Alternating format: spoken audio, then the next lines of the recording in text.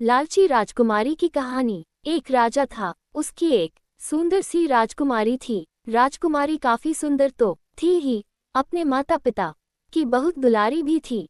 उसके पिता भी काफी धनी और सुख सुविधा से संपन्न थे, लेकिन इतना धनी होने के बाद भी राजकुमारी के मन में हमेशा लोभ लालच भरा रहता था। राजकुमारी के लालच का कोई भी अंत नहीं था। उसे और अधिक सोना और अधिक कीमती वस्तुएं चाहिए थी। वह अव्वल दर्जे की लालची राजकुमारी थी। राजा अपने धन दौलत से भी ज्यादा अपनी बेटी को प्यार करते थे। एक बार की बात है, एक सुंदर परी राजा के बगीचे में आकर पेड़ों के बीच उसके पंख बुरी तरह से उलझ गए थे। राजकुमारी की नजर जब उस परी पर पड़ी तो उसने जाकर उस परी को अपने बगीचे की झाड़ियां से अपने प्रयास से आजाद कर दिया। वह परी काफी सुंदर थी।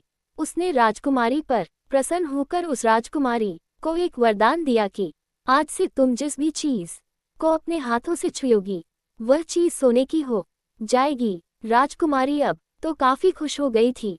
अपनी खुशी में अपने पूरे बगीचे को अपने हाथों से छुई। इसका नतीजा ये हुआ कि सभी बगीचे के सभी पेड़ पौधे सोने के हो गए। ये देखकर राजकुमारी काफी खुश हो गई। जिस चीज को भी छुआ वह सोने का हो जाता।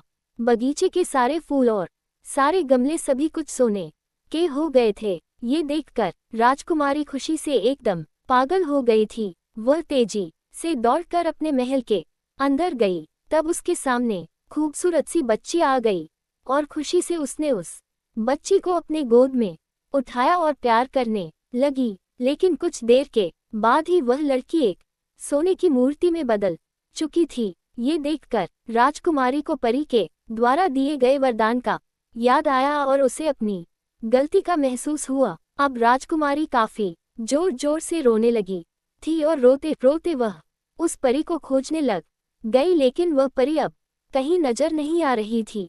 उसने लालच में अपनी छोटी बहन को सोने की एक मूर्ति में तब्दील कर दिया था। वह अपनी छोटी बहन को बहुत प्यार करती थी, लेकिन राजकुमारी काफी पश्चाताप कर रही